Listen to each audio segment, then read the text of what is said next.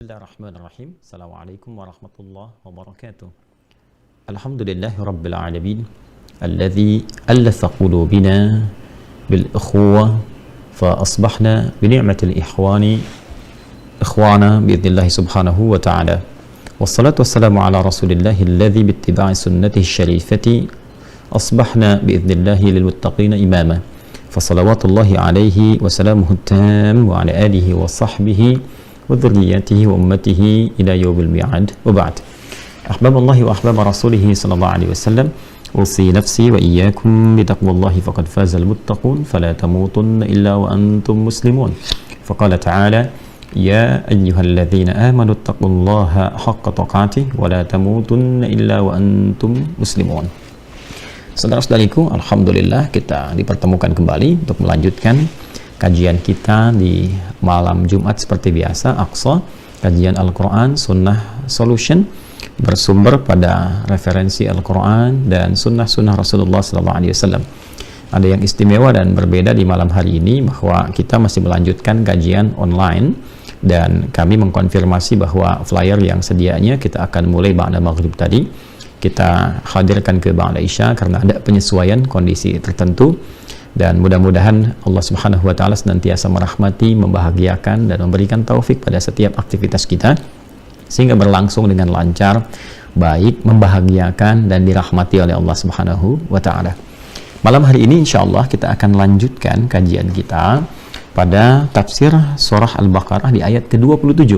Setelah kita membahas sampai dengan ayat ke-26 berbagai klasifikasi dari golongan-golongan manusia, kemudian dilanjutkan oleh Al-Quran detil-detil dari itu semua, mulai 1 sampai 5 golongan insan yang ideal, insan bertakwa, 6 sampai 7 golongan insan yang ingkar, kemudian termasuk di dalamnya ada orang yang ingkar tapi juga menyatakan dirinya sebagai muslim, ingkar dari segi perilaku.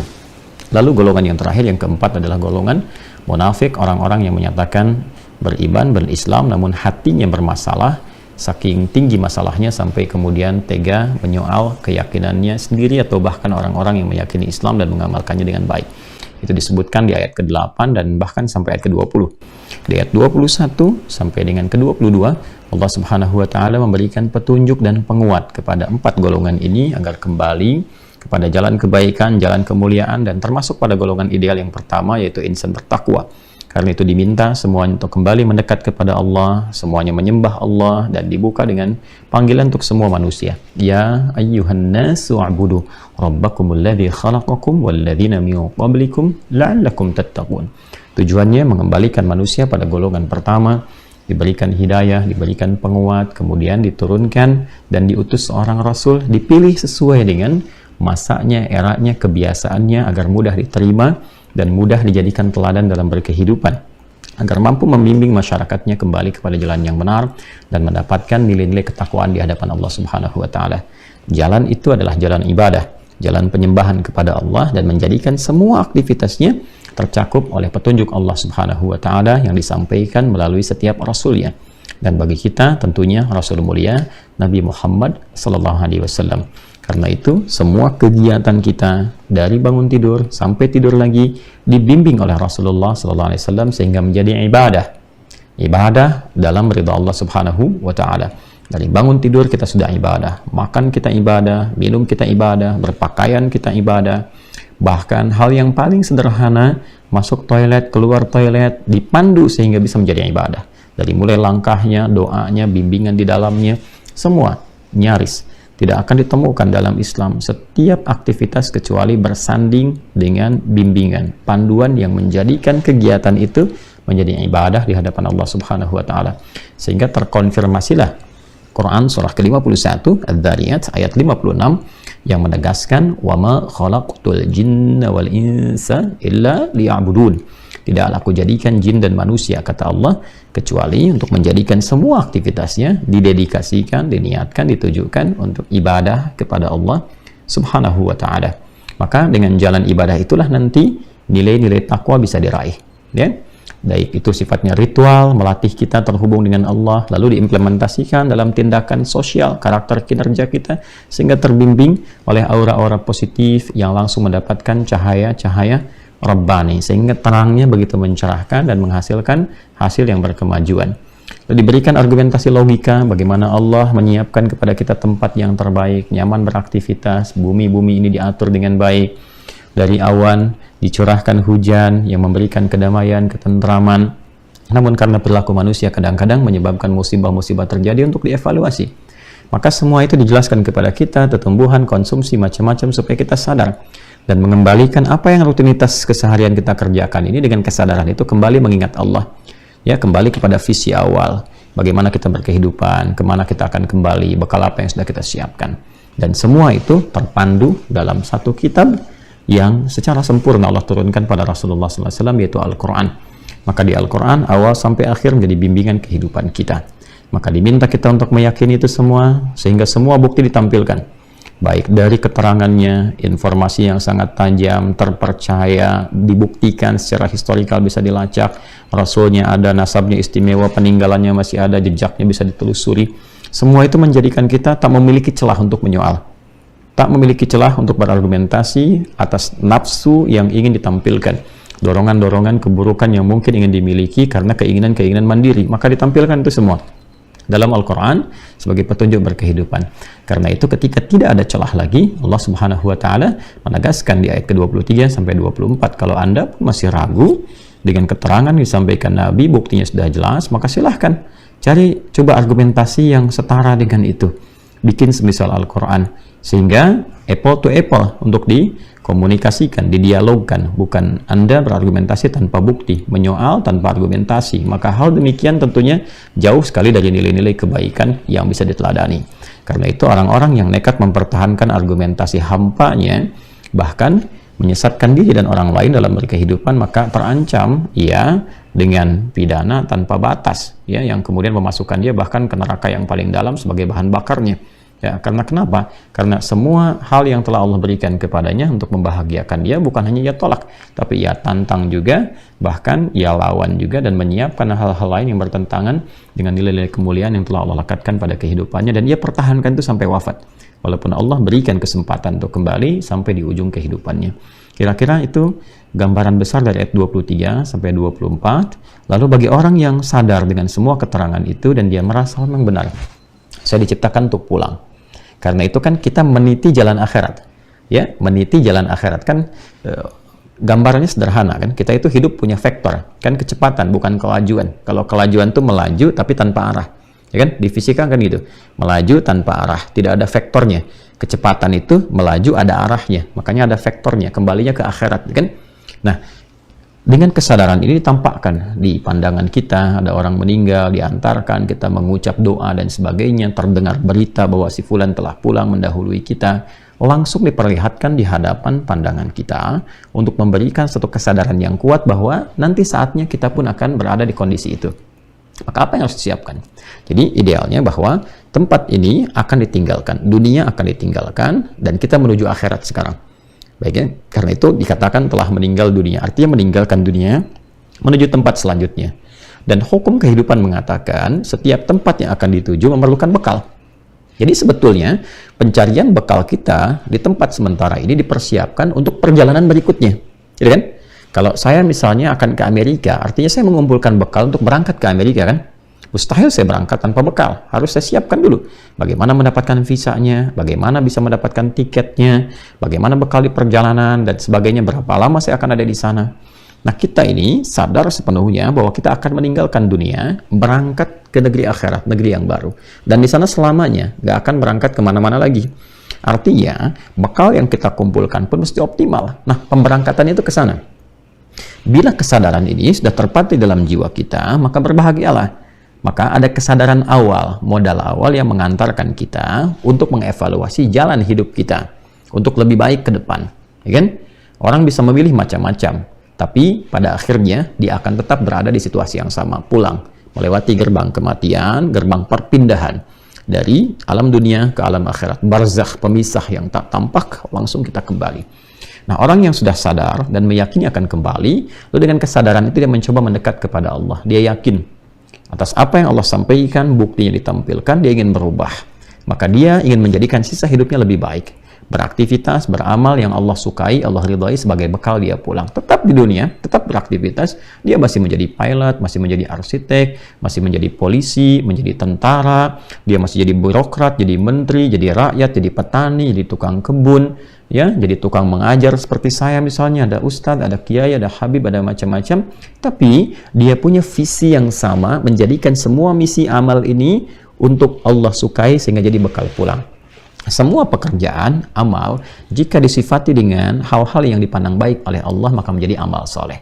Maka dengan keyakinan iman yang dia miliki, dia konversikan kegiatan jadi amal soleh, maka orang itu diberi kabar gembira langsung oleh Allah, diperintahkan Rasulullah SAW untuk menyampaikan kabar gembira ini kepada orang-orang dimaksud. Maka turunlah ayat ke-25 itu.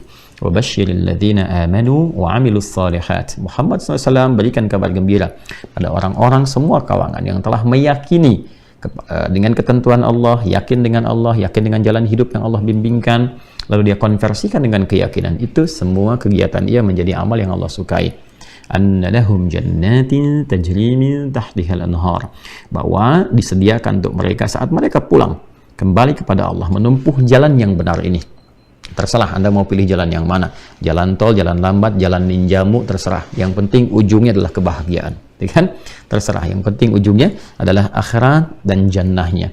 Dan jannah ini nanti akan dipecah sesuai dengan amalan kita. Ada 8 pintu surga, kata Nabi SAW, yang dibentangkan kepada setiap umat manusia, dan 8 itu turunannya adalah 8 amalan pokok yang pernah kita bahas di pertemuan sebelumnya. Jadi dari semua kriteria surga nanti ada amal-amalnya kita turunkan jadi kurikulum kehidupan yang standarnya adalah kullama ruziqu minha min thamaratir rizqa qalu hadha alladhi ruziqna min qablu wa utubihi mutasyabiha. Maka yang paling standar semua kenikmatannya begitu membahagiakan.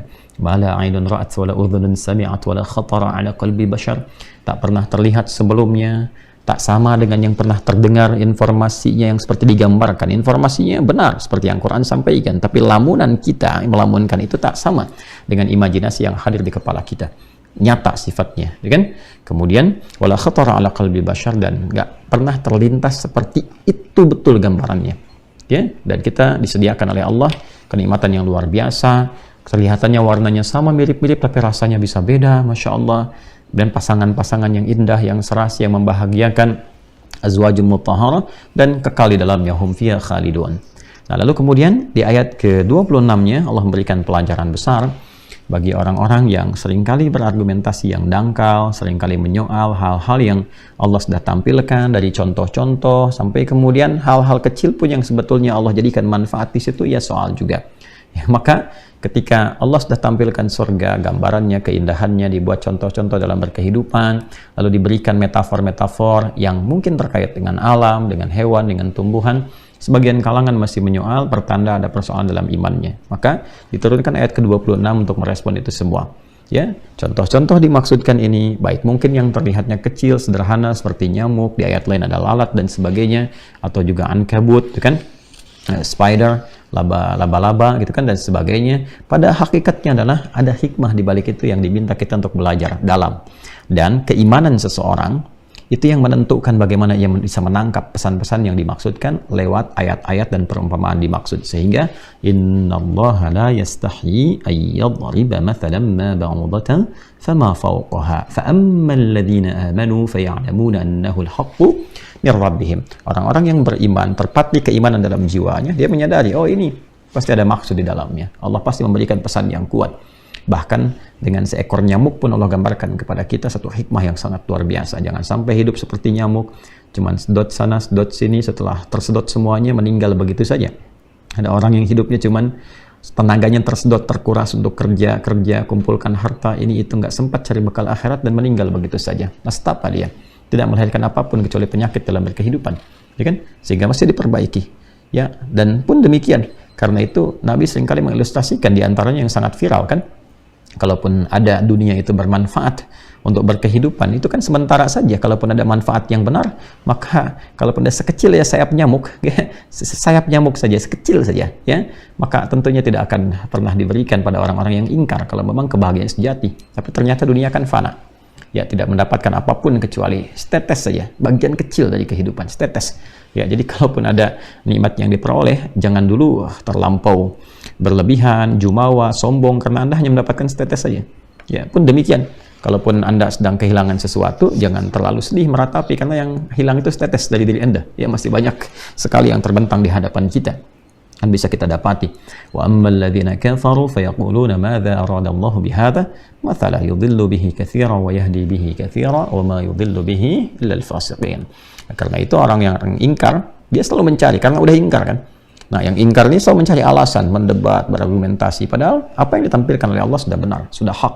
Ya, mungkin karena ilmunya aja yang kurang, belum bisa menangkap itu, cuma karena jelek kesombongan. Sombong ini bahaya, ya. Sombong ini bisa menutup segala jenis kebaikan. Itu kan yang pertama diungkap, kisah viralnya iblis kan, menjadi iblis itu karena sombongnya, sehingga tertutup segala potensi kebaikan. Yang muncul adalah argumentasi-argumentasi yang diisi dengan nilai emosional. Itu diturunkan penyakit itu, hati-hati, diturunkan. Ya, cirinya gampang, ya. Batarul haq wa ghamtun nas. Ya, kata Nabi SAW itu orang sombong itu terlihat dari dua hal.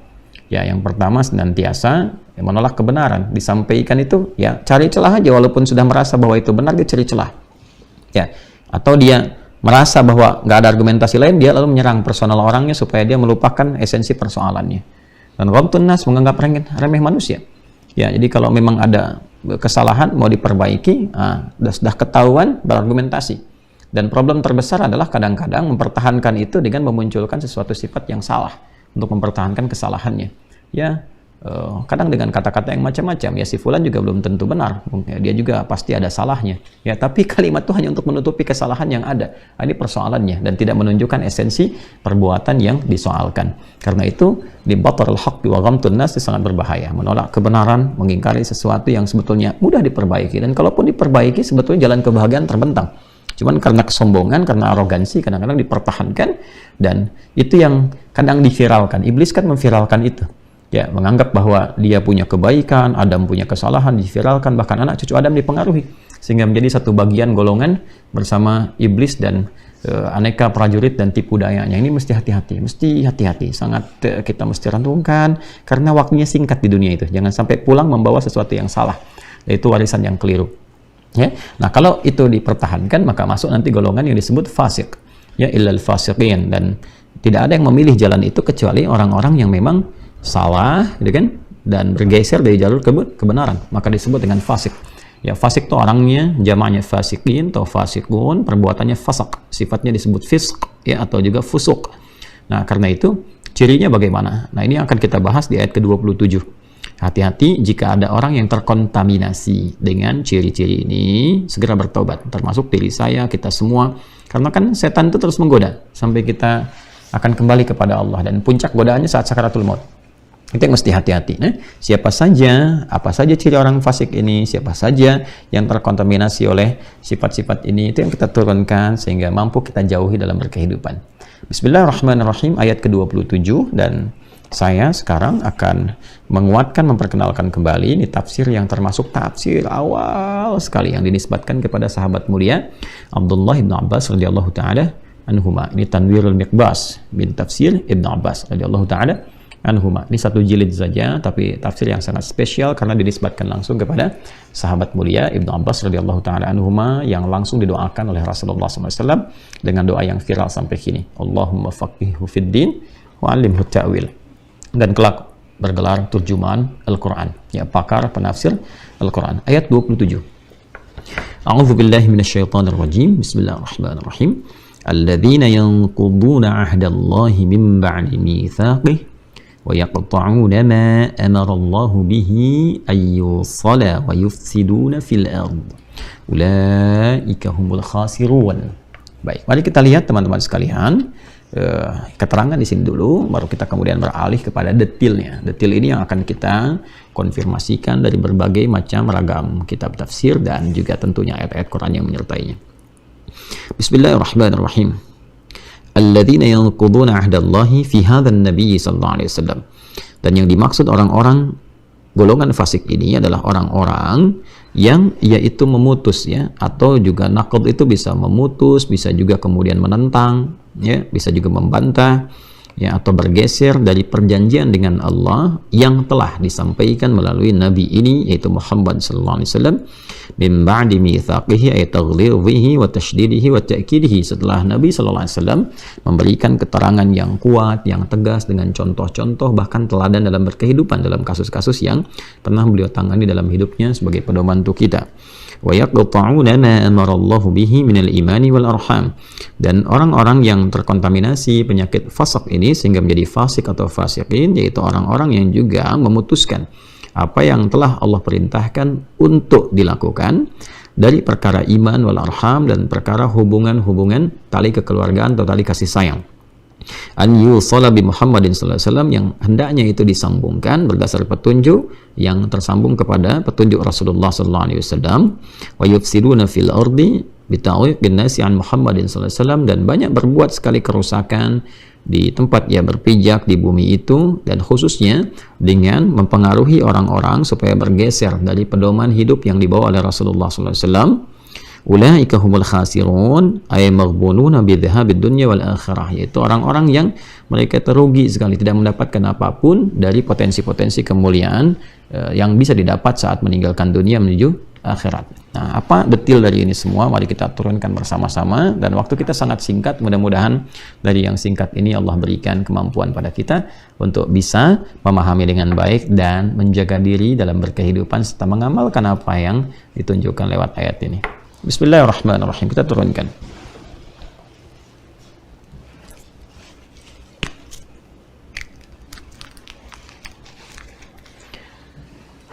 Satu, kita ada di Quran surah ke-2 Al-Baqarah di ayat ke-27, menerangkan tentang ciri-ciri sifat fusuk, ya, atau fisq, al-fusuq, ya, yang berpotensi menjadikan seseorang, ya, sebagai golongan fasik, dikategorikan fasik. Jadi fasik itu orangnya, ya. Fasik itu orangnya. Ini fasik,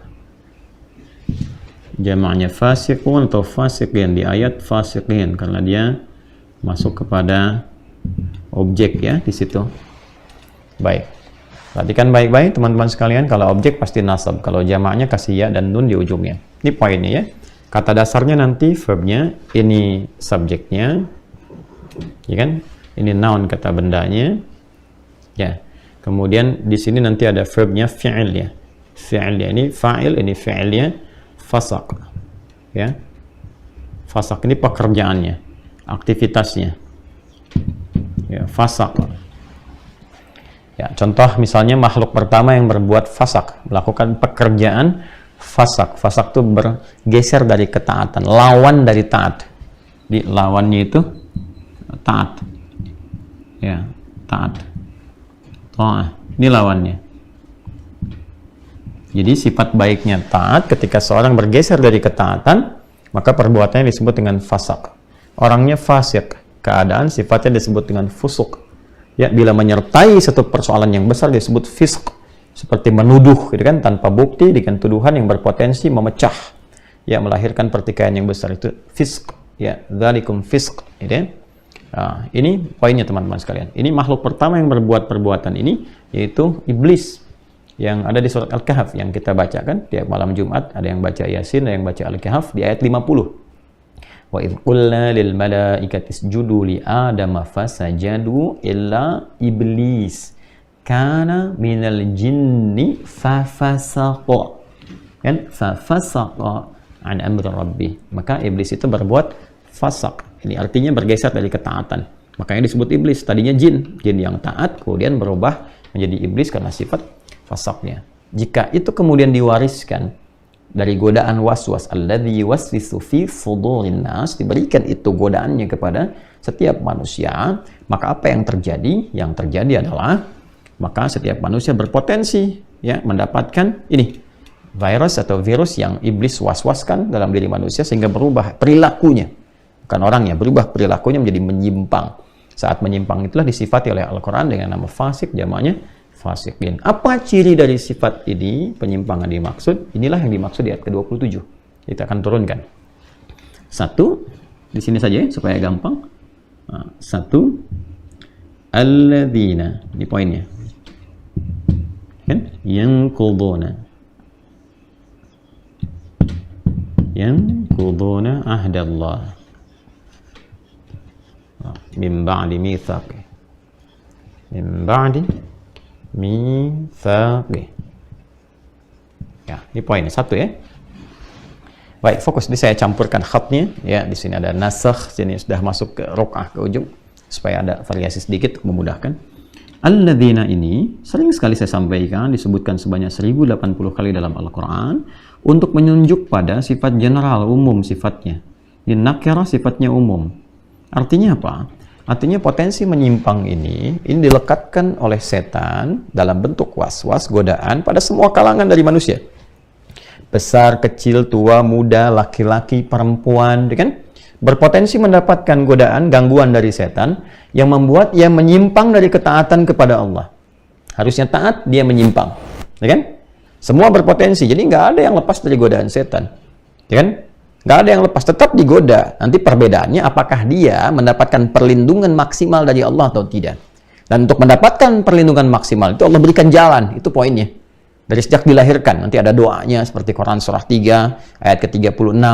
فَلَمَّا وَضَعَتْهَا قَالَتْ رَبِّ إِنِّي وَضَعْتُهَا أُنْثَى وَاللَّهُ أَعْلَمُ بِمَا وَضَعَتْ وَلَيْسَ الذَّكَرُ كَالْأُنْثَى وَإِنِّي سَمَّيْتُهَا مَرْيَمَ وَإِنِّي أُعِيذُهَا بِكَ وَذُرِّيَّتَهَا مِنَ الشَّيْطَانِ الرَّجِيمِ. Bagian terakhirnya tuh, ya kan? وَإِنِّي أُعِيذُهَا بِكَ وَذُرِّيَّتَهَا مِنَ الشَّيْطَانِ الرَّجِيمِ. Itu contoh kalimat perlindungan sejak dilahirkan. Dan mulai minta. Lalu diteruskan dengan ibadah, dengan berguru kepada orang saleh, ya, membuat tempat-tempat yang melindungi kita dari godaan-godaan setan, mengondisikan lingkungan supaya baik, cari sekolah yang mendekatkan diri kepada Allah, kalau tinggal di tempat yang mendekatkan diri pada Allah, kalau bekerja yang jauh dari tempat maksiat, itulah bentuk perlindungan. Nanti Allah berikan benteng, perisai. Selain nanti penjagaan dalam bentuk ibadah ritual. Nah, ciri orang yang terkontaminasi dengan penyakit ini, dalam saat yang bersamaan, artinya dia sedang berada dalam kekuasaan setan, dalam pengaruh setan. Dan dia harus keluar dari situ. Apa ciri pertamanya? Yanquduna ahdallahi min ba'di mitsaqih. Ya. Dia satu, di sini naqd ini bisa berarti memutus, ya, dengan kencang gitu kan, dengan keras, dengan bisa argumentasi, dengan membantah, dengan melawan, bisa melawan, dengan konteks bergeser atau berpaling, ya, lalu berpaling. Nah, ini banyak sekali di antara maknanya. Artinya dia bergeser, menjauh, ya kan? Menjauh, bergeser. Jadi kalau dikatakan memutus dalam konteksnya untuk berpaling, untuk melawan, gitu kan? Nah, ini naqd namanya. Naqd. Jadi ada naqd untuk mengkritik, ada naqd hanya untuk argumentasi yang nggak mau dengan apapun, yang penting berpaling, membantah dan sebagainya. Nah, ini yang dimaksudkan naqadha ini, ya. Baik, ahdallahi, perjanjian dengan Allah, hal yang disepakati, komitmen yang ia telah tetapkan dengan Allah, komitmen, ya. Itu perjanjian kuat yang ia sepakati dengan Allah, min ba'di mitsaqihi, setelah betul-betul komitmen itu ditegaskan dengan kuat. Dengan kuat itu baik oleh Allahnya langsung disampaikan, Allah langsung menegaskan itu sebagai komitmen keimanan seorang hamba kepadanya, ya kan? Atau juga bahkan dipertegas lagi melalui risalah Rasulullah SAW. Ya, oleh Nabi disampaikan kembali dalam sabdanya, dipraktekkan dalam kehidupannya, dicontohkan dalam bimbingan kepada sahabatnya untuk menguatkan kepada kita, lalu semua itu diingkari dan dipalingkan dari itu semua. Contoh apa? Tadi telah diterangkan dalam tafsir Tanwirul Miqbas, beberapa diisyaratkan. Satu, ada yang terkait dengan aspek keimanan. Ya. Di antara komitmen pertama, perjanjian kita dengan Allah, bahkan sebelum dimulai kehidupan di muka bumi ini, bahkan saat awal ditiupkan roh, adalah perjanjian kebertuhanan kita kepada Allah. Ya kan? Untuk menuhankan Allah Subhanahu wa taala dengan sifat uluhiyahnya, ilahiyah kita kepada Allah Subhanahu wa taala. Ini ditemukan di Quran surah ke-7 ayat 172. Kan? Wa idz akhadha rabbuka min bani adama min zuhurihim dzurriyyatahum wa ashhadahum ala anfusihim alastu bi rabbikum qalu bala syahidna an taqulu yaumal qiyamati inna kunna an hadza ghafilin. Baik, perjanjian pertama adalah perjanjian tauhid, komitmen tauhid, mentauhidkan Allah Subhanahu wa taala. Ini poinnya. Ya. Maka nanti ada golongan pertama yang mendapatkan bisikan-bisikan dari setan, hati-hati, laknatullah alaih, hati-hati. Dia membawa orang-orang ini untuk menjauh dari Allah, sehingga bergeser dari komitmen itu. Dia putus komitmennya, bukan cuma itu. Nanti ada yang melawan. Bahkan menandingkan Allah dengan hal-hal yang dipertuhankan. Ya, bukan cuma berpaling, dia berpaling dari Allah, saat yang bersamaan dia menjadikan sekutu bahkan lawan, ya, yang dipertuhankan, ya, yang dipertuhankan selain Tuhan yang hak, yaitu Allah Subhanahu wa taala. Dan ini nanti yang terhalang ke bagian hatinya itu, ya, untuk mendapatkan petunjuk dari Allah Subhanahu wa taala, bahkan nanti menutup diri, ya, tertutup, terhalang, itu kafara, menutup diri itu kafir namanya. Ini yang dimaksud nanti terusan dari golongan yang 6 dan 7 itu. Innal ladzina kafaru, kafara perbuatannya, ya kan? Ya, kalau sudah kafir melekat kepada orangnya. Nah, ya. Dan nanti solusinya ada, keluar dari sini bagaimana? Ada jalannya juga. Dan Allah itu Maha Rahman, Maha Sayang sekali. Ya, bahkan Allah itu Maha bijak sekali. Hakimun alim, Masya Allah. Bijak dan Maha mengetahui dengan dalam. Ini penyebabnya lingkungan. Kadang-kadang ada yang lahir tanpa dia tahu, terpengaruh lingkungan, menjauh dari Allah, kan? Terbawa suasana yang tidak ideal. Dia nggak tahu karena dia baru terlahir di lingkungan yang demikian, karena nggak kenal Allah. Diberikan petunjuk hidayah. Ya, dia dengar azan, dikumandangkan, dia lihat orang ceramah, buka YouTube kok lihatnya ceramah Ustadz Adi, ya kan? Atau ada Ustadz yang lain, tiba-tiba menemukan orang ke masjid, ada kejadian, orang Islam tuh banyak disalah-salahkan, dituduh teroris misalnya, macam-macam, dia belajar, sehingga dari situ menemukan kebenaran, diviralkan banyak hal, caranya banyak, mungkin yang terlihat tidak menyenangkan, ternyata di situ jalan kebahagiaan, jalan kebenaran, ya.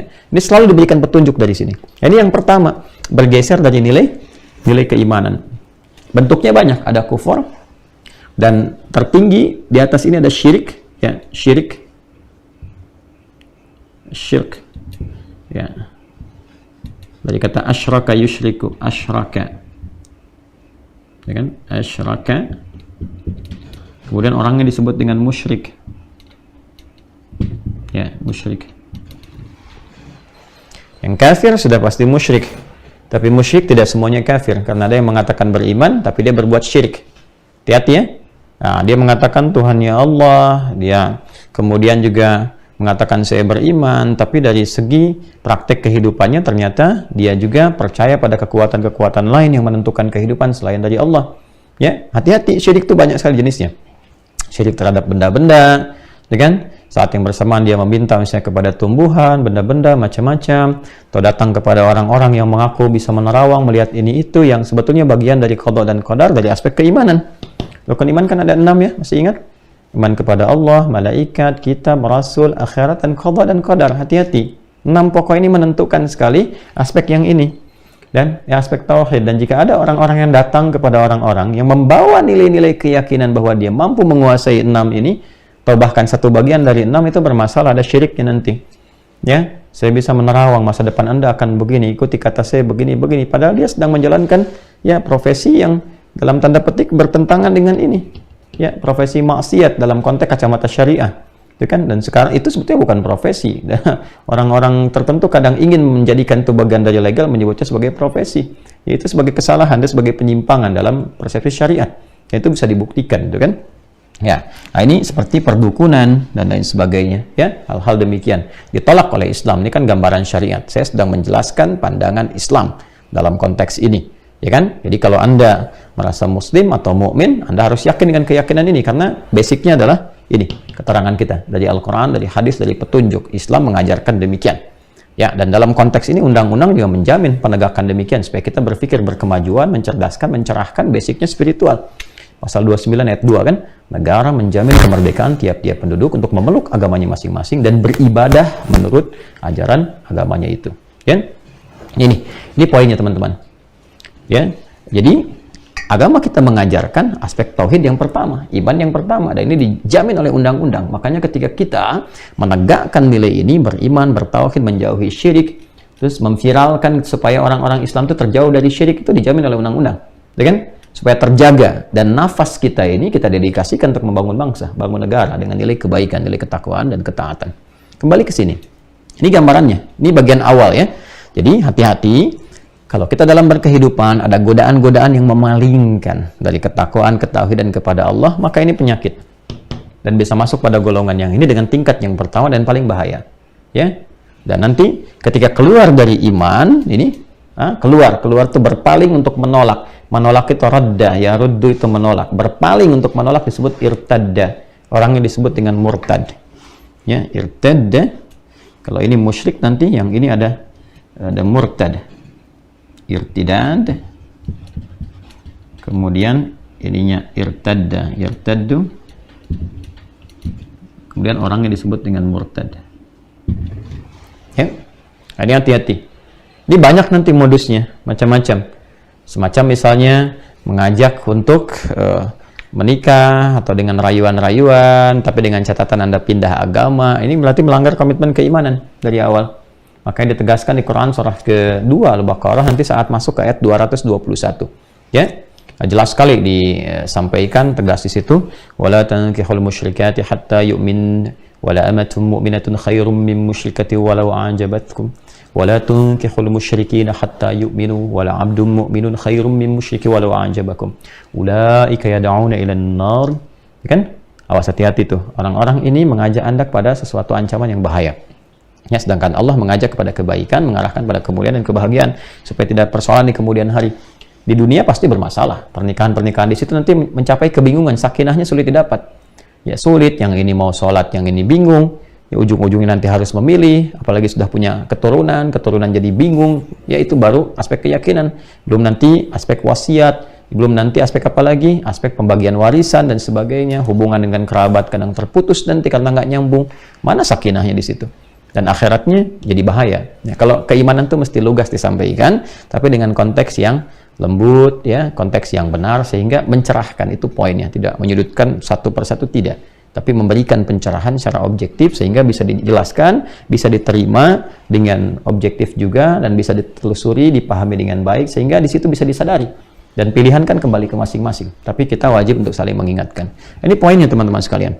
Jadi aspek pertama adalah aspek keimanan. Mesti hati-hati.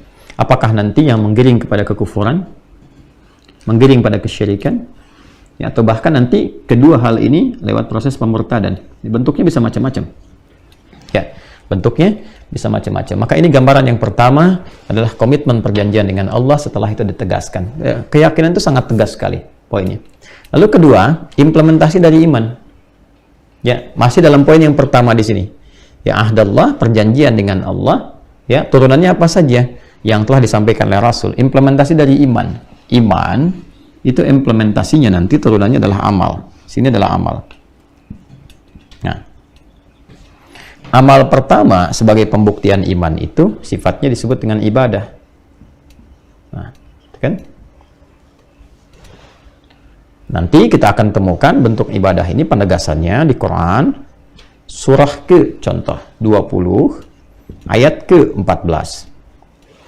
Dan ini nanti menjadi tujuan hidup yang ditegaskan di Quran surah ke-51 ayat ke-56.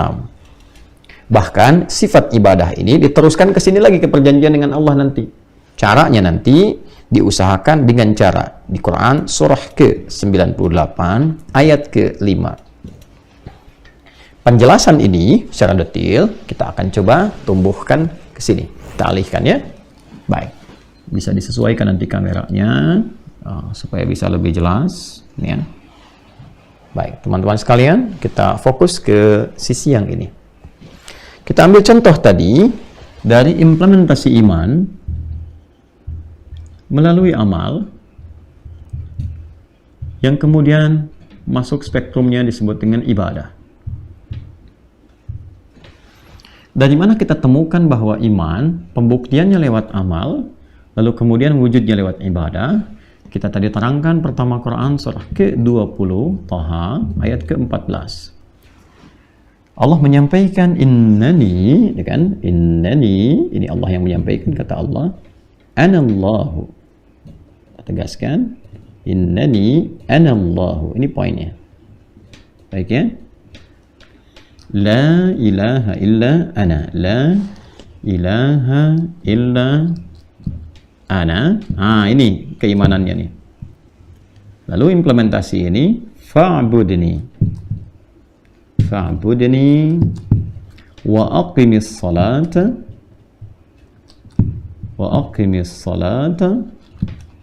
li dzikri. Nah, ini dia. Ini implementasinya. Innani anallahu. Silakan buka mushafnya untuk menyesuaikan. Innani anallahu. Ini. Sungguh, kata Allah, sungguh, saya gunakan tangan kanan untuk memuliakan ayat ini. Sungguh, aku tegaskan kepadamu bahwa aku, ini kan, sudah pakai innani, kan? Ini sudah pakai nun taukid, inna, kan, harfu taukidin. Ya, wa nasbin tansibul isma wa tarfa'ul khabara mabniyun 'alal fathi, ya, la mahalla lahu min al-i'rab. Huruf taukid dan nasab yang menguatkan satu informasi dan menancapkan kepada jiwa, ya, diberikan tanda fathah untuk membuka pencerahan pada jiwa kita dan pikiran kita untuk meyakini ini, ya. Kemudian tidak mengalami perubahan, tetap inna. Ditambah dengan nun al-wiqayah untuk menyambungkan ini, untuk penegasan kepada ya mutakallim, untuk penegasan. Sungguh aku ini, kau tegaskan, kata Allah. Terus pakai ana, taukid yang kedua untuk penguat lagi. Ana Allah, akulah Allah. Jadi betul-betul aspek keimanan ini, yang kebertuhanan kita kepada Allah, penegasannya tinggi sekali, dan ini sifatnya sangat personal, sehingga nggak bisa ya ini ditarik kepada aspek-aspek lain atau dibawa kepada sifat-sifat lain, karena ini nama bukan sifat. Jadi Anda nggak bisa bilang begini misalnya, Allahku ini, Allah kamu siapa? Nah, itu pertanyaan yang salah. Kenapa? Karena Allah itu bukan sifat, Allah itu nama. Ya, Allah itu nama, namanya Allah. Nama Tuhan untuk orang Islam adalah Allah. Dulu zaman jahiliyah banyak nama dipertuhankan, Lata, Uzza, Manat dan sebagainya. Nah, di antara sifatnya mereka klaim ini bisa merawat, memberikan kebutuhan dengan sifat rububiyah disebut Rabb. Maka Quran datang memberikan gambaran sifat Rabb itu. Maka digunakan kata Rabb. Qul a'udzu birabbil falaq. Qul a'udzu birabbin nas. Dengan sifat rububiyah itu, sifat perawatan, pemberian kebutuhan, penampakan lewat alam. Orang jahiliyah bertanya, Muhammad SAW, engkau menyebut klaim Rabb dengan sifat-sifat ini. Nama Tuhan kamu yang punya sifat itu siapa? Maka turunlah Quran surah ke-112, namanya Al-Ikhlas. Maka diperintahkan Nabi Muhammad untuk menyampaikan kepada mereka dan memviralkan kepada kita sekarang. Qul, katakan Muhammad SAW. Ya kan? Kalau sudah qul ini menunjukkan ini bukan kreasinya seorang Nabi Muhammad SAW, bukan rekayasa Nabi Muhammad SAW. Wa ma yantiqu 'anil hawa in huwa illa wahyu yuha. Allah yang bimbing. Ini membuktikan Quran itu firman-Nya Allah. Qul, katakan Muhammad SAW, huwa, dia yang dimaksud dengan yang engkau tanya itu yang punya sifat ini dan itu sifat ketuhanan Allah. Jadi Allah itu nama, bukan sifat. Biasanya nama yang melekat. Jadi kalau ada pertanyaan, Allah saya namanya ini, Allah kamu namanya siapa? Itu artinya orang belum paham kata Allah. Harus kita tegaskan kembali ya, dari mana unsurnya, di mana ditemukannya. Kalau ilah itu bentuk sifat, jama'. Makanya di Quran ketika ditemukan kata ilah disifati dengan wahid supaya sifatnya mengembalikan kepada Allah. Kalau Allah ya disifatinya nggak dengan wahid lagi. Kalau wahid nama sifat bagi yang bercabang. Disifati kalau sudah satu nggak ada yang lain, sifatnya yang melekat adalah ahad. Dalam bahasa Arab begitu. Kalau sudah ahad berarti satu nggak ada yang lain. Makanya qul huwallahu ahad. Tapi ketika ilah mesti pakai wahid supaya kembali ke sini. Wa ilahukum ilahu wahid. Bukan ahad di situ. Nah, ini cara kita mempelajari bahasa supaya mengerti. Ya kan setiap bahasa itu punya gramatikalnya sendiri untuk dipahami, diketahui sehingga benar sesuai dengan aturan dan dilalahnya. Ini ya. Kemudian ini aspek keimanannya. La ilaha illa ana. Ini poinnya. Ya.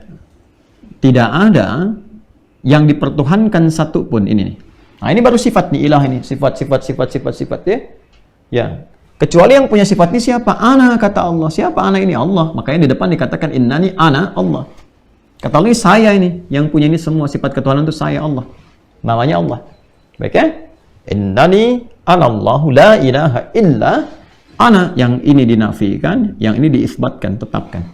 Nah, kalau sudah seperti ini berarti ada aspek komitmen, pengakuan secara langsung, berkomitmen menuhankan hanya kepada Allah saja.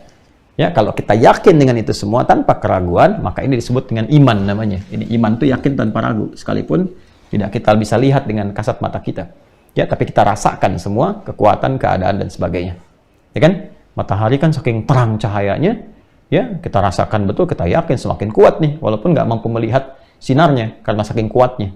Ya kan? Bukan tidak ada, karena saking kuatnya kelihatan. Sekarang kita rasakan segala hal, bahkan diri kita sendiri. Wa fi anfusikum afala tubsirun, dan pada dirimu sendiri ada tanda kebesaran Tuhan, kebenaran Allah. Apa nggak bisa diriset, nggak bisa dirasakan? Ya? Nah, ini artinya keimanan sampai sini. Ya. Nah, nama bagi Allah ini punya konsekuensi. Pertama, la ilaha. Kalau sudah menuhankan Allah, berarti tidak boleh menuhankan yang lain. Turunannya apa? Ini yang tadi kita bahas yang ini. Ya. Jangan bergeser dari menuhankan Allah atau menyekutukan Allah, ini musyrik. Ya kan? Awas hati-hati, atau berpaling. Ya, tadinya sudah yakin tiba-tiba berpaling. Nah, ini aspek keimanan. Jadi ini jaga nih. Jaga, patuh, tunduk. Benar, patuh, tunduk itu bahasa Arabnya aslama. Orang disebut muslim. Jadi orang yang patuh pada Allah, patuh tunduk kepada ketentuan Tuhan, disebut muslim.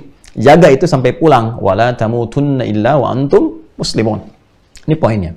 Kemudian implementasi ini apa? Implementasi yang membuktikan kita yakin sama Allah itu apa? Ya, kan keyakinan itu tempatnya di hati. Makanya iman itu di hati. Segala yang bersumber dari hati itu butuh pembuktian sehingga terlihat benar isinya apa di hati ini. Kan isi hati itu masih samar, nggak terlihat, nggak nampak kan yang di hati itu. Perasaan itu nggak nampak, suka, ya, tidak suka, ya kan? Nggak senang, bahagia itu nggak kelihatan. Kelihatan itu kalau terekspresikan. Begitu terekspresikan dalam tubuh kita, perilaku kita, baru nampak isi hatinya. Kalau diam kan nggak ketahuan. Begitu bicara, oh ini senang, oh ini nggak suka, kan, dan sebagainya. Dari wajah kelihatan dan seterusnya. Terekspresikan. Cinta itu ada di hati. Ya, sentuhlah ia tepat di hatinya, maka ia akan jadi milikmu untuk selamanya. Tapi bagaimana ekspresi memiliki itu? Mesti ada tindakan. Menyentuhnya seperti apa? Bukan cuma katakan aku mencintaimu, tidak. Tapi kan lewat akad. Ada akad nikah. Tuliskan namanya di BPKB, buku pernikahan kita berdua, gitu kan, baru bisa bersanding bersama-sama. Bikin SIM, surat izin menikah, diproses, kemudian di Kementerian Agama misalnya dan sebagainya. Ini yang menjadikan ekspresi itu tampak. Butuh amal. Iman itu butuh amal untuk memperjelas keadaan dirinya. Maka amalnya apa? Ini bentuknya ibadah. Fa'budni. Buktikan keberimanan engkau kepadaku lewat ibadah. Fa'budni. Ini kata perintah fi'il amr dari kata abada ya'budu. Abada ya'budu. Orangnya disebut abadun, abidun. Ya kan? Kalau melekat sifat ibadah kepadanya disebut dengan abdun, jamaknya disebut dengan ibad. Kan? Nah, ini abid tuh orang beribadah. Kalau sudah melekat sifat ibadah kepadanya, senang ibadah, nyaman ibadah, membahagiakan saat ibadah, jadi abdun. Makanya setiap nabi rasul itu karena melekat sifat ibadah pada dirinya, panggilan tertingginya abdun.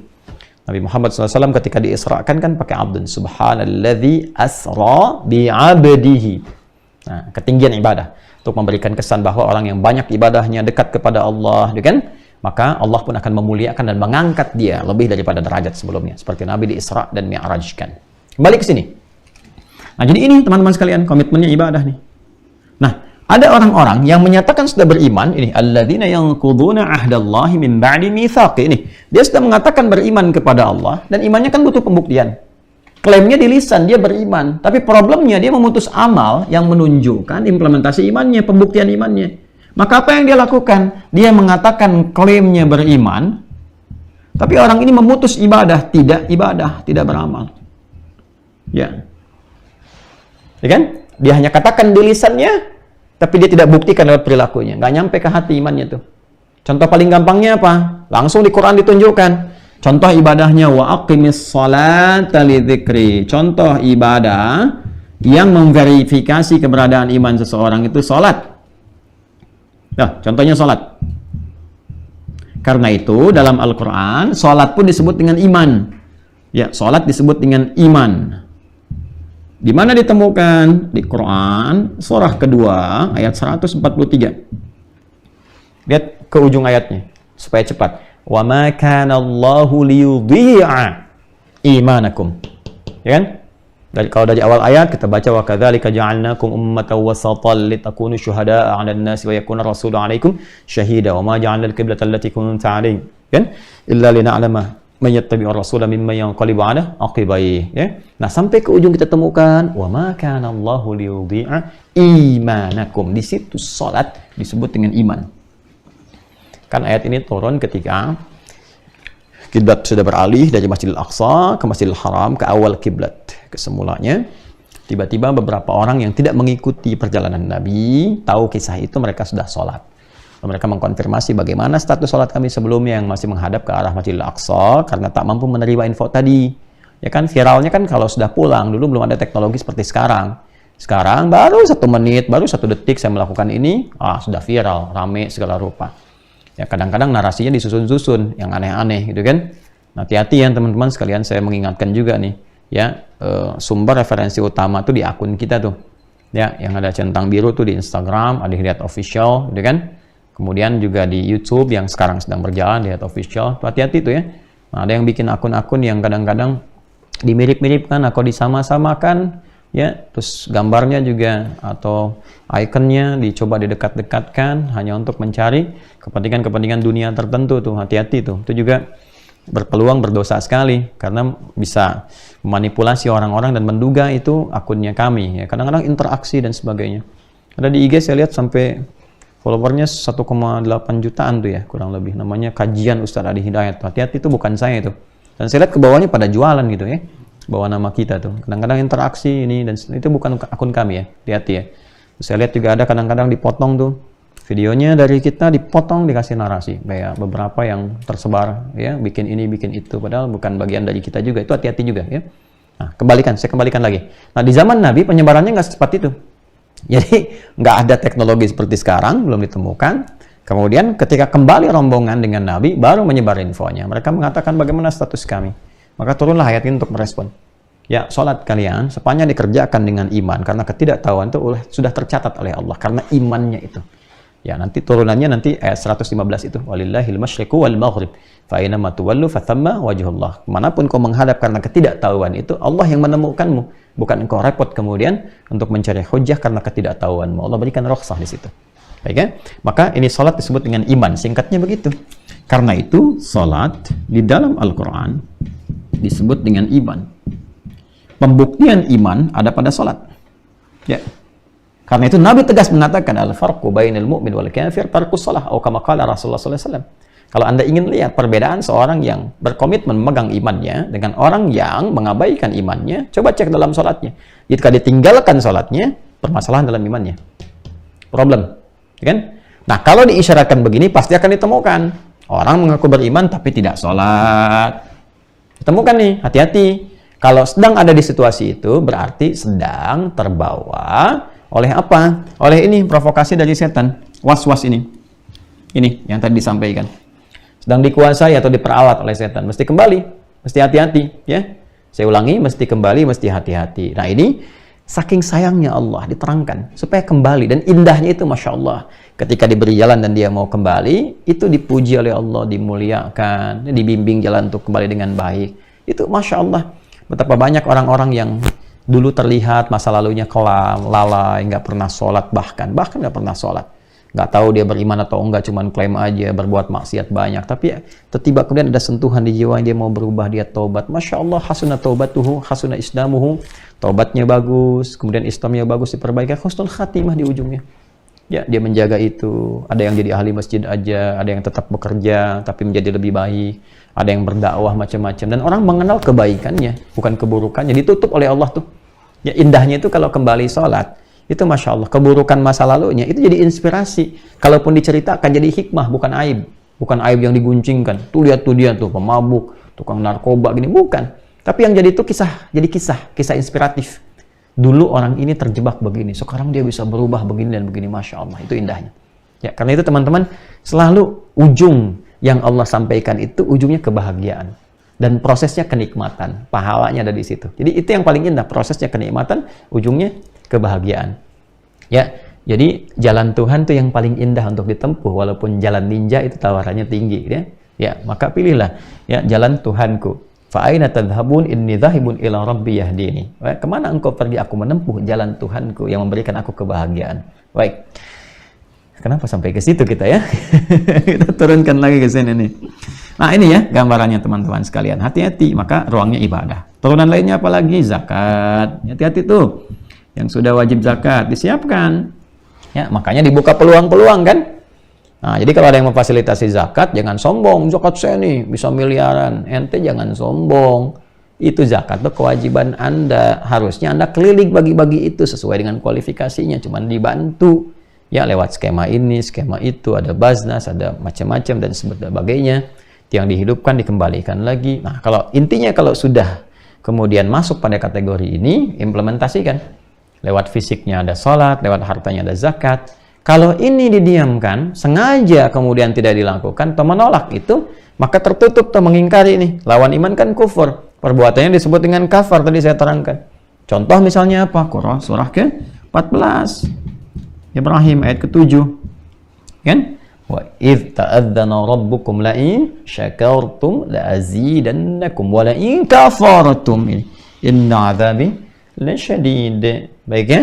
Kalau engkau bersyukur, konteks syukur di situ apa? Bisa disyukur, digambarkan dalam bentuk harta. Ada harta, masuk nisab, mencukupi, haulnya sudah ada, keluarkan. Kalau engkau nggak keluarkan, ya kan? Kafartum, kau ingkar dengan imanmu. Imanmu kan meminta engkau berzakat. Itu kan? Kan zakat tuh nggak mungkin keluar kalau nggak ada iman. Ya kan? Maka disebut ingkar nih kafar. Kafar ini perbuatan. Bukan mengeluarkan Islam dari Islam seketika, tidak. Tapi dipertanyakan keadaan imannya. Apa bedanya engkau dengan orang yang sudah kufur, yang nggak beriman? Engkau katanya beriman, tapi nggak sholat. Lalu imanmu ada di mana? Perbedaan kamu dengan yang belum beriman itu apa gitu? Ya? Nah ini gambaran keduanya nih teman-teman sekalian. Ya, jadi yang quduna ahdallahi min ba'di mitsaqi, yaitu salah satunya adalah dia mencoba melakukan pemalingan, ya, berpaling maksudnya. Ya, pemalingan bukan mencuri, bukan tiap malingan, tapi maksudnya berpaling. Yang dimaksudkan di sini dia berpaling dari keimanan.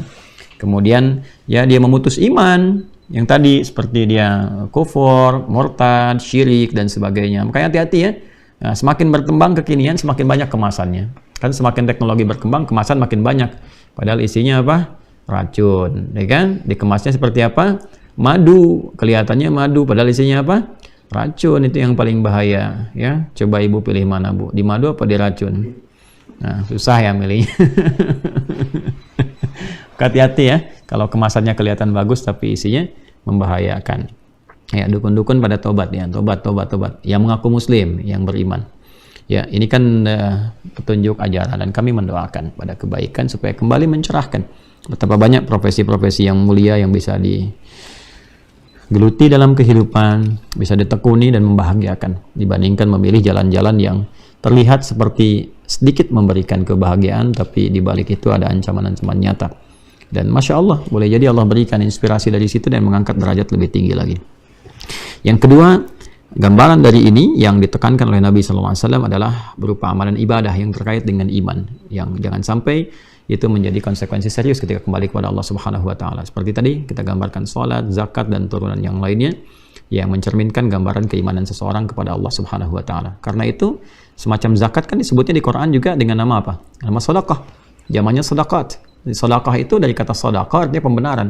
Kenapa disebut sedekah? Pembenaran iman orang yang melakukannya. Ya, contoh misalnya khudz min amwalihim sedekah, ambil dari harta mereka itu sebagai sedekah, maksudnya zakat di sini.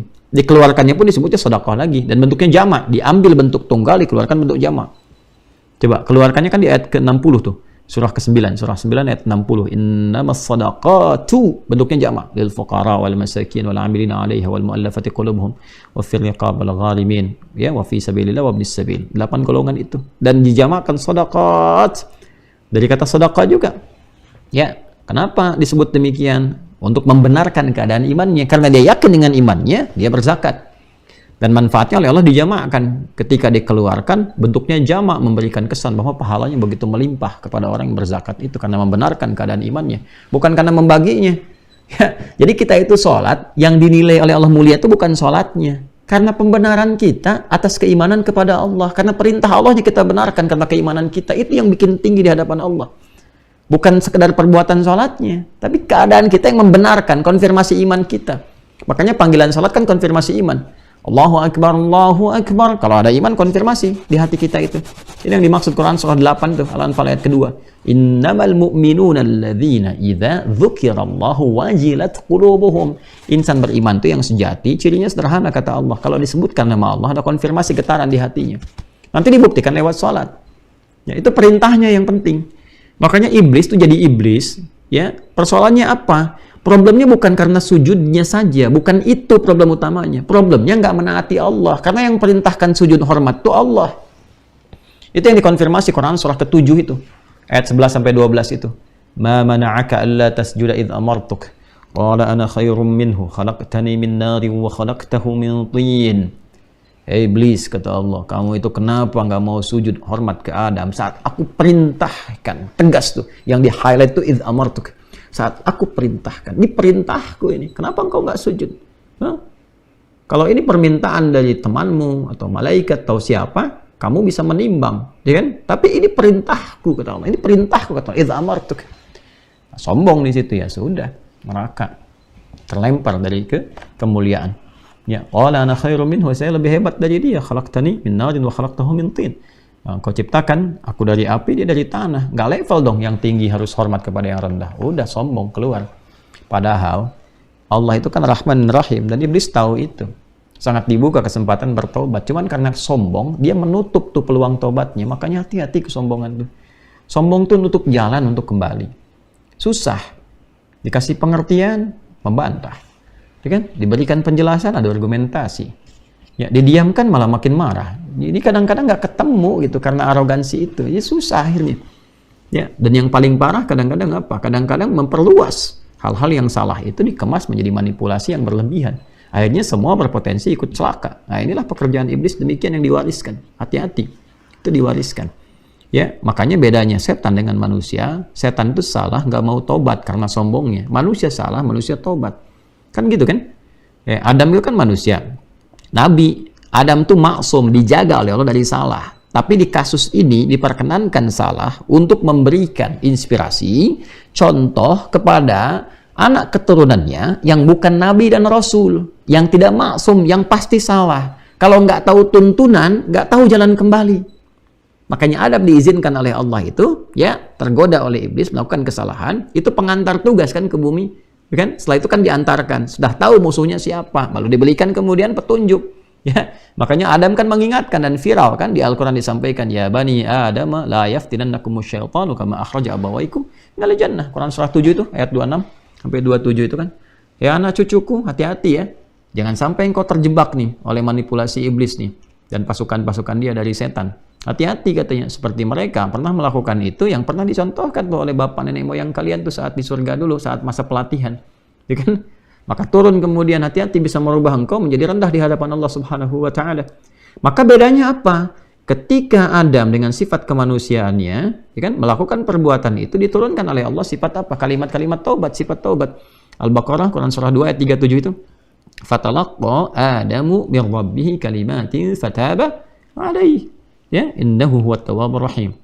Maka Adam menerima dari Allah kalimat-kalimat taubat. Di antara kalimatnya apa? Yang diviralkan di Al-A'raf itu kan susunannya kan terus tuh dari ayat 26 sampai 31 itu sampai panggilan dari masjid itu, ya. Viral kan? Rabbana zalamna anfusana wa illam taghfir lana wa tarhamna lanakunanna minal khasirin. Itu kalimat pembeda antara manusia dengan setan. Jadi ketika salah, dia tobat, diakui, dia sesali, dia berubah. Itu. Tapi hati-hati loh, nggak mudah itu menempuh itu. Karena setan nggak mau kerja keras dia hilang begitu aja. Tapi kalau kita bisa melakukan itu, Allahu Akbar, anugerahnya besar insyaallah. Kebahagiaan dikembalikan dengan lebih baik lagi, silaturahim jadi lebih baik lagi, kuat lagi. Kemudian derajat meningkat dan kebahagiaan itu luar biasa melimpah. Ya, cuman ya tadi, ya, jalannya nggak mudah. Nah, bedanya apa? Adam menerima kalimat taubat, fatalaqqa Adamu min rabbihi kalimati fataba alaihi. Dilakukan taubatnya, terima oleh Allah. Dicontohkan untuk anak cucunya. Kita nih, saya, Anda, kita yang bukan Nabi dan Rasul, yang pasti salah. Jadi mencari kesalahan manusia itu nggak ada kerjaan, karena pasti ditemukan. Anda kalau mau nyari kesalahan saya, pasti ditemukan. Salah ngutip ayat, salah menyampaikan hadis misalnya, salah memahami, pasti itu. Pasti ditemukan, nggak akan ada yang sempurna. Kadang Allah pasti menghendaki salah kemudi, ya salah di situ. Supaya apa? Supaya orang nggak mengkultuskan. Ya, nggak langsung menyimpulkan, nih Ustaz nih hebat begini, cuma nggak. Jangan. Nanti Allah tunjukkan salahnya supaya mengerti bahwa ya tetap harus disempurnakan. Tetap nanti ada juga yang saling menyempurnakan dengan ustadz lain, dengan kiai lain, referensi-referensi yang saling menguatkan. Karena itu saya selalu menyarankan kan, ya belajar ke ustadz-ustadz lain, kiai lain, Masya Allah, habaib, muliakan mereka, doakan. Jangan lihat kekurangan, karena semua kita pun pasti kurang. Ya kan lucu, Anda mencari kesalahan guru, Anda aja yang murid belum paham ilmunya dan masih banyak salahnya. Ya kan?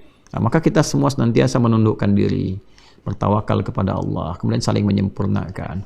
Kalau kira-kira salah, perbaiki, nggak usah malu kan. Kemudian sampaikan kebaikan itu. Tapi kalau perbedaan pendapat, jangan dieksplorasi, bukan untuk menguasai, tapi mengingatkan, fadzakir innama anta mudzakir lasta alaihim bimusaitir. Jadi bukan untuk menguasai orang, hanya untuk membawa pada pemahaman sendiri. Tidak, buka pada orang ini begini. Saya mengerjakan yang ini, mungkin Anda yang ini dalilnya kita begini. Ya sudah, gitu kan, nyaman, itu furu'iyah namanya. Tapi kalau nanti ada perasaan bahwa fanatis pada yang ini, yang lain salah, itu yang berbahaya. Ya kan? Nah, ini yang coba kita perbaiki sama-sama supaya ada jalan yang benar. Nah, jadi itulah teman-teman sekalian, gambaran-gambaran yang coba kita optimalkan di pertemuan malam hari ini. Ini satu dari beberapa bagian. Kita baru ambil satu bagian dari isi Al-Quran di ayat ke-27 yang tentunya masih ada bagian tertentu yang kita akan sempurnakan. Tapi kita cukupkan dulu pertemuan kita di malam hari ini untuk bisa mendapatkan pencerahan dari bagian ayat di 27 ini. Maka bertakwalah kepada Allah Subhanahu wa Ta'ala, memohon perlindungan kepada Allah Subhanahu wa Ta'ala agar dijauhkan dari godaan-godaan yang memungkinkan kita terjebak dalam perbuatan buruk yang tidak Allah senangi, dan segera kita kembali kepada jalan kebaikan. Tadi disampaikan jalannya adalah jalan tobat, kembali dengan bersyahadat yang sempurna, mendekat dengan ketakwaan, kan? Dan mencoba istiqomah dengan itu sampai kita kembali kepada Allah Subhanahu wa Ta'ala. Teman-teman sekalian, diinformasikan bahwa insya Allah kegiatan kita tetap berlanjut, ya, agenda-agenda kita berjalan. Saya sudah memulai di pertemuan yang lalu untuk Mira yang online, dan insya Allah kita akan komitmen mewujudkan itu. Dan tentunya mohon izin kalau ada penyesuaian waktu, ya, mungkin Selasa kemarin saya bisa di subuhnya, kemudian Rabu kita berikan rekaman dulu untuk penyesuaian karena saya kegiatan dari kemarin itu terus maraton. Ya, tadi pun demikian, ini maghrib masih menerima tamu, membriefing beberapa hal yang juga akan manfaat untuk kita ke depan, ya. Anak-anak yang menerima beasiswa, alhamdulillah sudah mulai datang program Kadar Ulama, dan tadi sempat saya dampingi membagikan kitab-kitab untuk mereka karena mereka akan belajar dengan kami. Kita siapkan satu tempat yang insya Allah mudah-mudahan diberkahi, dan kita juga mohon doanya mudah-mudahan bisa optimal. Mereka semua insya Allah akan tinggal dengan kami dan akan cukup lama.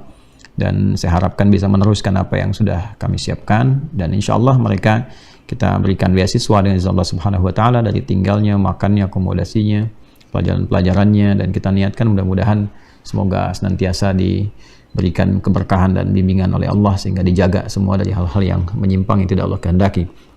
Dan berita baik teman-teman sekalian, insya Allah saya hari Rabu kemarin sudah dari pesantren yang mungkin tadi pada maghrib sudah teman-teman lihat perkembangannya. Alhamdulillah sudah mencapai dekat ke 50%, ya. Beberapa ada yang sudah selesai seperti guest house, yang pokok-pokok masih dalam proses.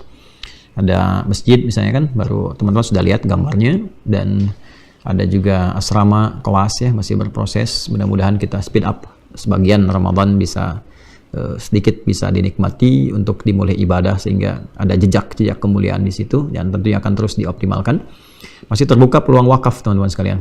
Ya, wakaf ini sampai selesai, ya, proyeknya, dan ini jadinya wakaf, bukan amalan lain, wakaf. Jadi bukan donasi, bukan ini, bukan itu, ini wakaf sifatnya, betul-betul dari tanahnya, dari semuanya sampai bangunannya. Saya nggak memiliki itu semua sedikit pun, mengelola, ya, dalam bentuk lembaga dikelola yang akan diteruskan regenerasi ke depan. Makanya kita sekolahkan dari sekarang, ya, anak-anak yang akan mengisi nanti, insya Allah kita sekolahkan, baik yang akan mengisinya ataupun mengajarnya. Kita sekolahkan, nanti kita coba mengajar. Nah, teman-teman ada peluang untuk meneruskan di wakaf itu di rekening Bank Syariah Indonesia atas nama Ma'had Islam Rafi'ah Akhyar. Ma'had Islam Rafi'ah Akhyar. Nomor rekeningnya 111, 3 kali satunya, 111. Kemudian 4 kali 4-nya, 4, kemudian 142. 11144444142 atas nama Ma'had Islam Rafi'ah Akhyar Bank Syariah Indonesia. Jadi teman-teman kalau mau wakaf silahkan, masih ada kesempatan. Setelah selesai kami tutup. Nah, jadi teman-teman bisa salurkan ke proyek-proyek yang lainnya, dan itu dipertanggungjawabkan termasuk secara administratif kenegaraan. Wah, saya lihat laporannya tebal-tebal nih, lebih tebal dari kitab tuh. Saya setiap sebulan tuh dihimpun, dan kita diaudit.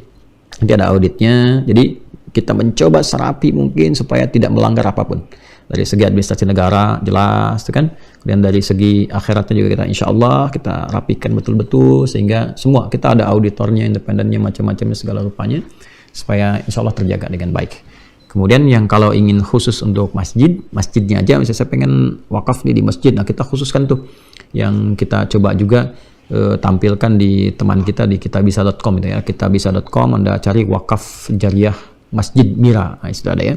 Dan di situ alhamdulillah kita kerjasamakan, nggak ada potongan sama sekali. Jadi ini mungkin yang tidak dipotong sedikit pun, 1 rupiah pun. Jadi semua saya minta full mengalir untuk kepentingan masjid saja yang untuk di pesantren.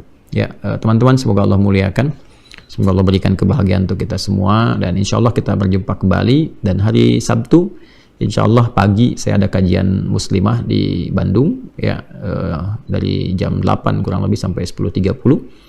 Dan mudah-mudahan nanti besok insya Allah flyernya akan ditebarkan supaya diketahui dan kita teruskan. Dan kajiannya spesifik, saya hanya ingin membahas tentang keibuan saja, dan tidak ada yang paling mulia kecuali membahas tentang keteladanan istri-istri Rasulullah SAW. Jadi bagi para ibu yang ingin tahu tentang bagaimana istri-istri Nabi, kehidupannya, perjuangannya, sifatnya, nah ini diantara kurikulum yang coba saya siapkan supaya nanti bisa dipelajari dan diamalkan dalam kehidupan. Terima kasih. Kita bersambung di lain waktu, semoga Allah ridhai. Kita akhiri, Allahumma taqabbal minna innaka antas sami'ul alim wa tub 'alaina innaka antat tawwabur rahim. Nahmaduka kama 'allamtana an nahmadak wa nashkuruka tamama syukrika ma 'allamtana an nashkuraka antal muqaddim wa antal muakhir bi yadikal khair innaka 'ala kulli syai'in qadir. Shalli wa sallim ala habibikal karim rasulikal mustafa al-amin sayyidina Muhammadin wa ala alihi wa sahbihi ajma'in. Allahumma rabbana atina fid dunya hasanah wa fil akhirati hasanah wa qina adzabannar waj'alna min ahli al-Qur'an واجعل القرآن صاحبا لنا في الدنيا وشفيعا لنا في الآخرة يا أرحم الراحمين.